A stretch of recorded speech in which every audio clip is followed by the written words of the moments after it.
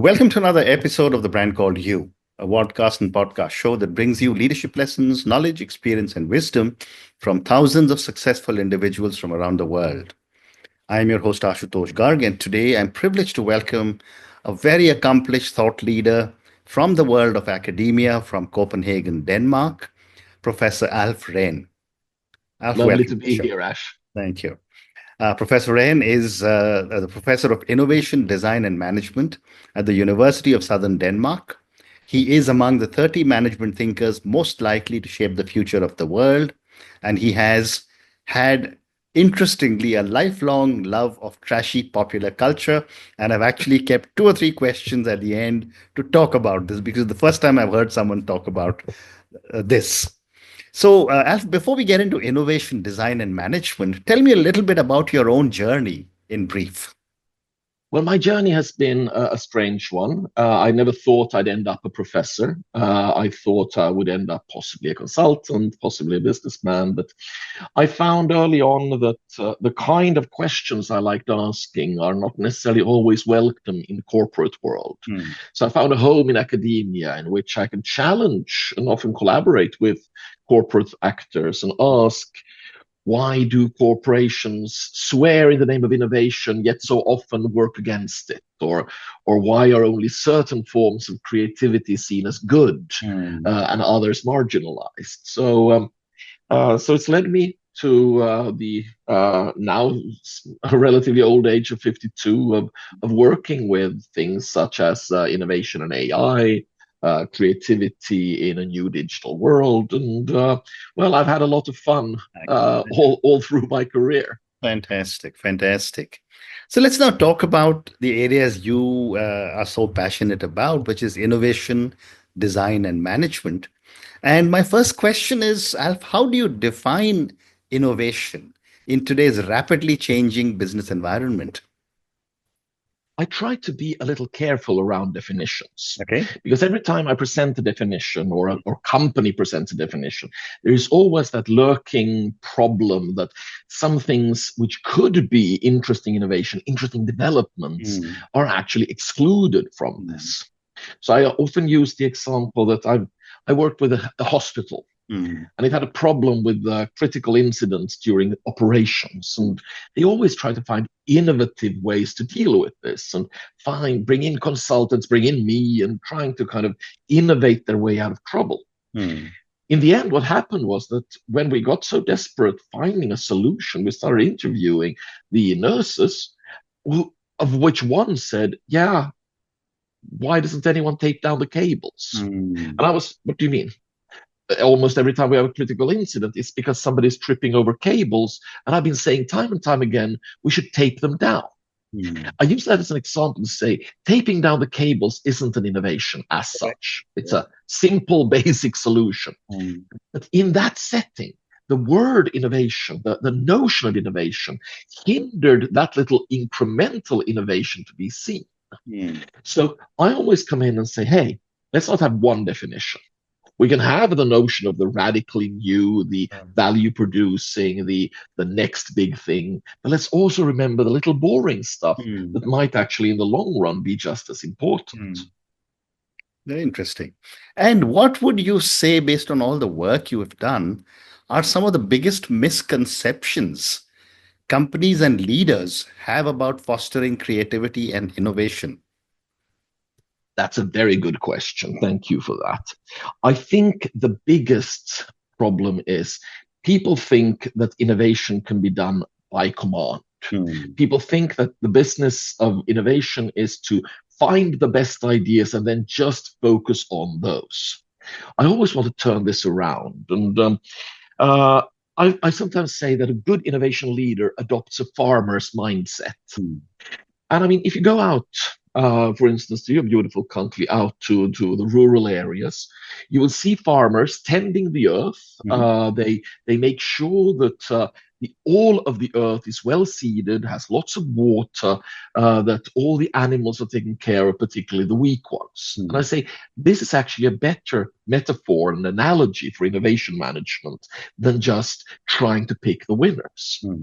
because I've so often seen organizations filled with ideas, that do not get developed because they have Mm, managers who only want to see certain ideas at certain stages of development. mm, So I say that the mistake we make is that we listen too little, we only listen to certain people in the organization, and we do not tend enough to ideas when they're at the very beginning, when they're mm, weakest and most kind of prone to be damaged by, well, in my country, I would say night frost, but that's not a problem in India, mm, by damaged by the monsoon rain, for mm, instance. mm, We need to protect ideas when they are at their weakest, not mm, just when we already see that an innovation is emerging. mm.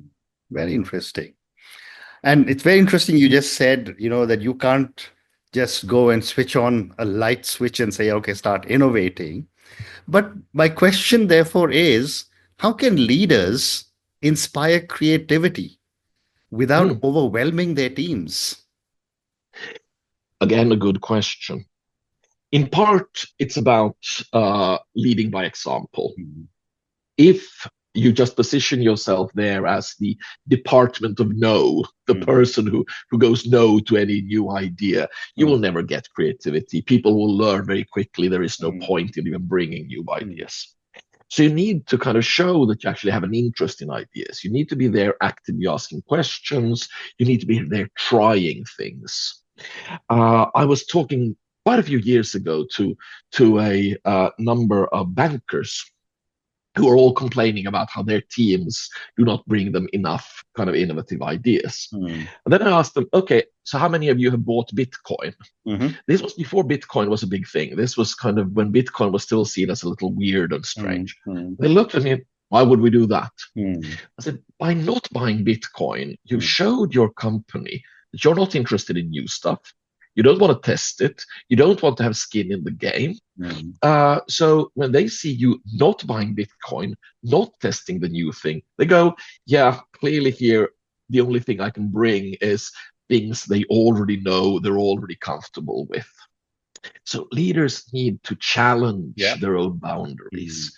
Leaders need to go and work with people on the factory floor, or mm, you've been in the airline yeah. industry, so in work in the cockpit. Mm, Only then will the teams and the people in the organization see this is a leader prepared to get their hands dirty, prepared to test, and prepared to kind of understand mm. why creativity is needed here. Fascinating. Fascinating. You've also been an advisor to both startups and Fortune 500 companies. How do innovation challenges differ in the different types of businesses and different types of cultures? Here I always start by saying less than you might think. Hmm. The same problems I see repeat themselves from very small companies to very big ones.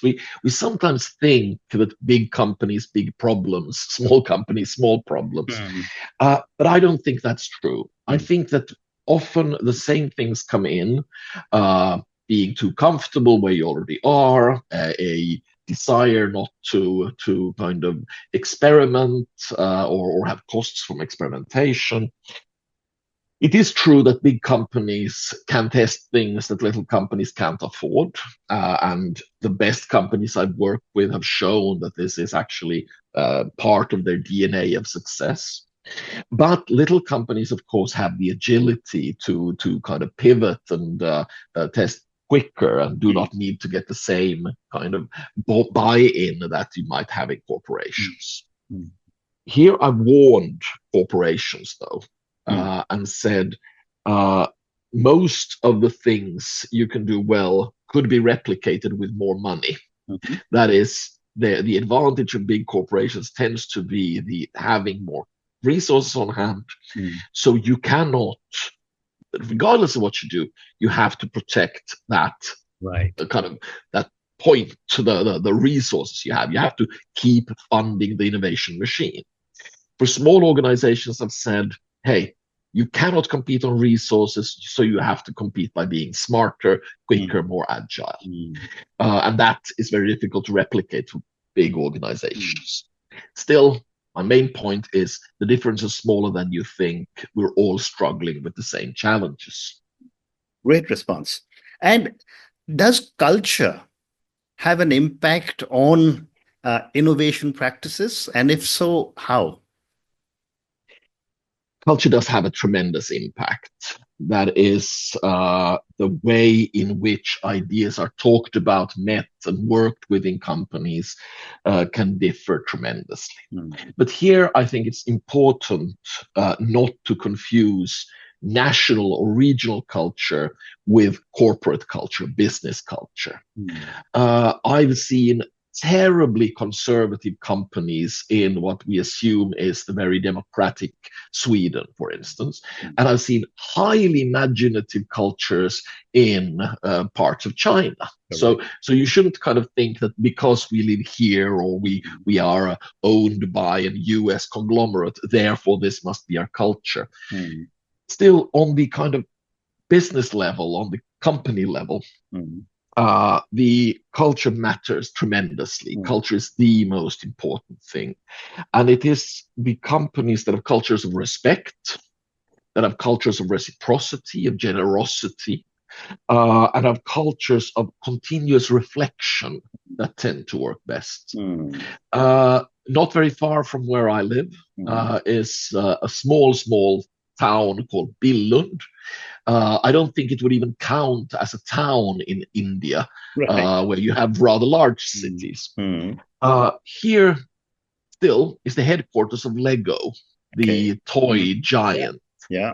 When you go to them and see their culture, it is the person who just joined can challenge the top managers. Mm. Everyone actually gets a voice, gets seen, gets heard, regardless of your background. Mm. Those are the kinds of cultures that can truly create miracles from a teeny tiny village in Denmark and stay in Denmark and still be a global multi-billion dollar company. Absolutely. Well said. The other perspective I wanted from you was the impact of technology on innovation. I mean, with generative AI and machine learning and so much more happening around the world, how do you see the future of innovation evolving? It is that's the supreme question right now. That is the most important question right now because I think that we have two ways this could go. Mm. One way, which wouldn't be the best way, is that we just start trusting AI and data more and more and create innovation trajectories which are very automated, Mm. where what seems to be the best idea right now automatically gets the funding. And there are quite a few people out there trying to build these kinds of AI innovation machines. Mm. I say that this is a real problem because generative AI is still historically bound. Yeah. It's still formed by data we already have. Mm. It cannot really come with these tremendous leaps of Mm. imagination that humans still are better at. Mm. So I try to work in everything I do towards the second pathway, which I call democratizing innovation. Mhm. Right now, where I live, every child has a supercomputer in their pocket. Mhm. And that sounds strange until I remind people that a mobile phone these days is a supercomputer Correct. with access to all of the world's information. Mm. When this develops, when we start seeing AI in our phones, when we start seeing our phones moving into our eyeglasses, both Mm. of us have glasses as we Mm. notice, Mm. and that this gets cheaper and cheaper and cheaper.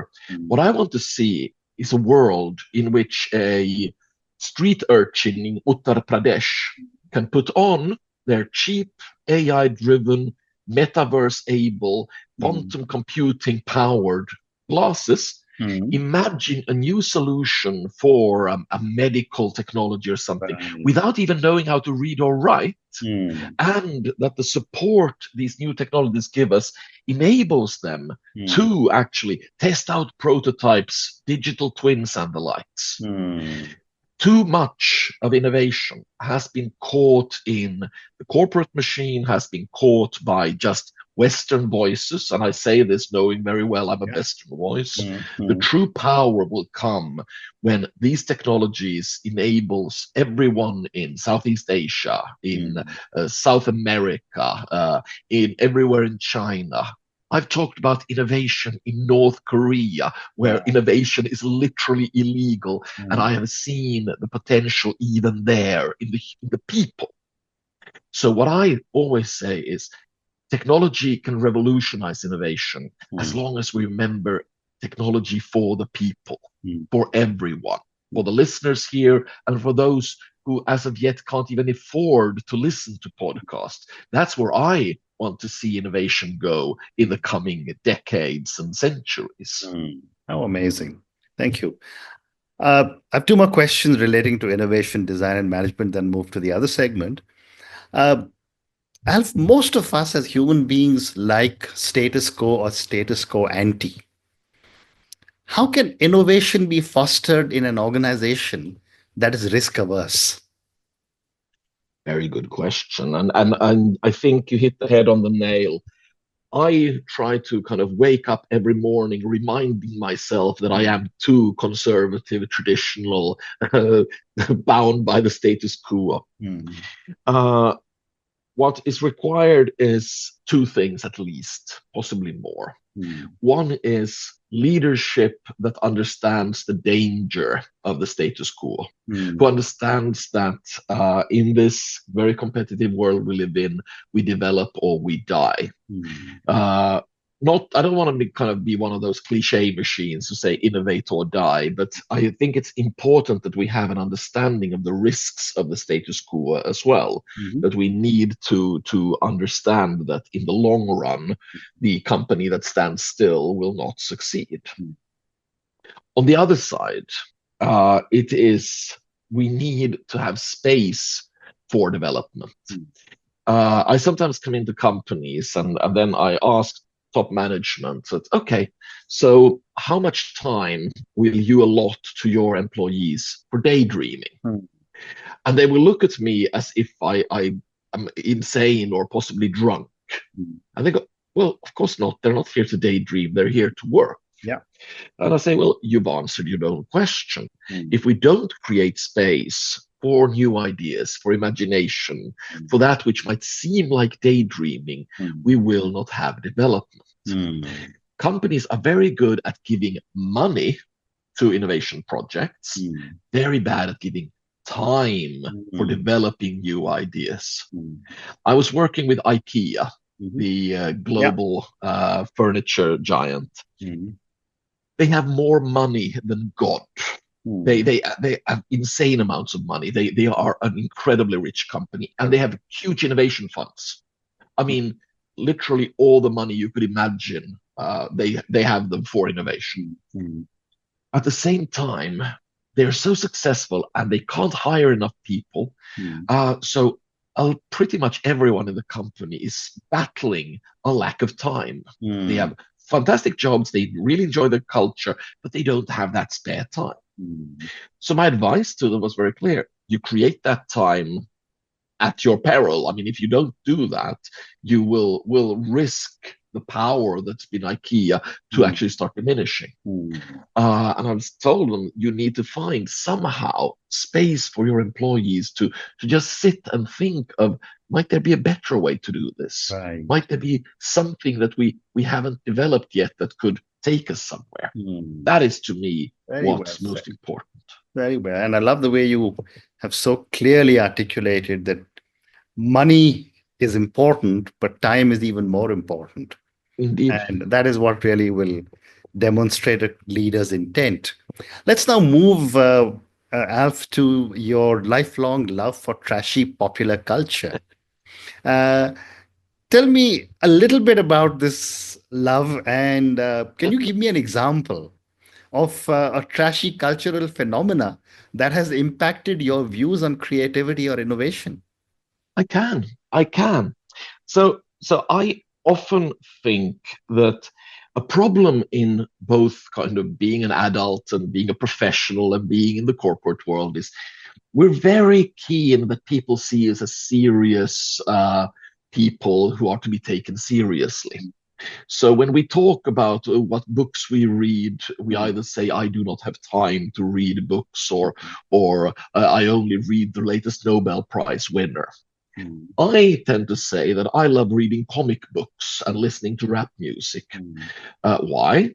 Because it is there in youth culture and in spaces not so much controlled by, for instance, ideas of what is the proper way to be, that um, really new things can emerge. mm, And I just sent in actually a journal article on leadership in pro wrestling. Now, mm, pro wrestling is the silliest thing in the world. It's mm. a really trashy form of culture Yeah. in which matches that have been agreed on beforehand are played out between these spandex and spangled Mm, dressed people. But I've kind of said that this too is an interesting game of how do we keep something exciting even though everyone knows it's scripted? mm, How do we generate story arcs over long periods of time to keep people coming back? It looks stupid. It is stupid. It is silly, but that does not mean we can't learn from it. mm, In the same way, if we look at, for instance, the way in which mixed martial arts has become a billion-dollar business, mm, is fighting in an octagon all that serious? mm, Well, you can get really badly beat up, of course. So in that mm, sense, it is. But in another sense, it's really silly. Uh, you have Bollywood mhm. movies. Bollywood movies are very silly, but they're still serious Correct. business and deserve to be taken seriously. Mm, So trashy popular culture for me is a dual thing. yeah. One, it keeps my mind awake. I Mm, don't kind of get too caught up in how do I seem professional and serious. mm, But the other is also there are lessons to be learned, mm, even from Bollywood movies, mm, from the wonderful new Indian action movies that are coming out, yeah. or for that matter, from experiences from Africa, South America, everywhere on the planet. We can learn from everything. Well That's the said. brilliance of being human. Very well said. I have time for two more questions. My next question is: are there any lessons from popular culture that businesses or innovators can learn from? I'm just finishing a new book, and in this, I have this short essay on what we can learn about innovation from John Wick. Hmm. And John Wick is this action Yeah. star. It's played by Keanu Reeves, and one of the key points is he's almost a superhero because he Mm. can even kill people with a pencil. Yeah. I'm trying to show a pencil here, Mm, mm, mm, and I use that to say we can watch that and we could start thinking about okay, so I might not have the IT capabilities of Nvidia. I might not have the money capabilities of Apple. mm. I might actually be very limited. But what can I do? In the same way John Wick can kill with just a pencil, how Mm, do I focus? How do I find kind of brilliance in the limited resources mm. I have? What is my pencil?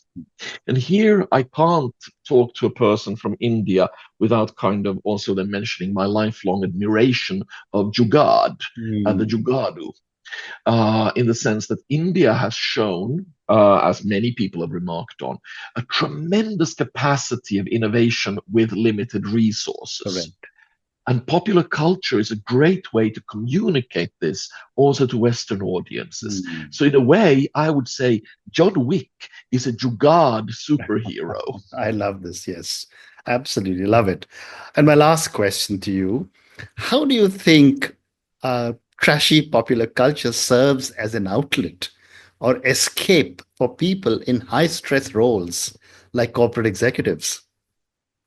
I think it's supremely important.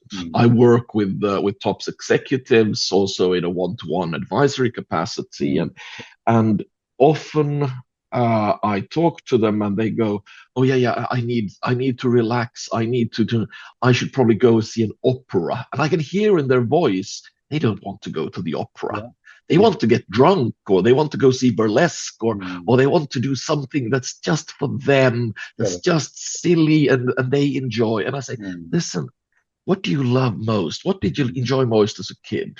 And mm, they go, oh, I loved comic books. I say, mm. listen, come with me. And that I don't take them by the hand because Yeah, that would look strange. yeah. And then we go to the shops and then we buy them a ton of comic books. And I Mm, say, don't call me until you've read these. Mm. And every time I do something like that, they call me and say, thank you, man. Mm. I feel so much lighter in my soul. Oh, I got to do this stupid thing. Now I have the energy again to go do my very serious work.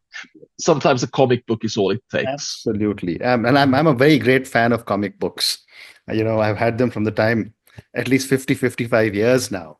And I'm much older than you. But on that note, Alf, I just want to say thank you so much for speaking to me about your journey. I think we covered an incredible amount of ground in the areas of innovation, design, and management. I just love the way you so easily simplify such complex topics on innovation, and how easily you are able to explain innovation is required, it is to be done, and yet money cannot buy innovation, so to speak. Thank you Indeed. also for talking to me about your love for uh, trashy popular culture, which, after chatting with you, I think is something which is in the minds of every single human being, but very few people have the courage to be able to articulate it. Thank you again for speaking to me, and good luck to you. Thank you. It's been a pleasure. Thank you.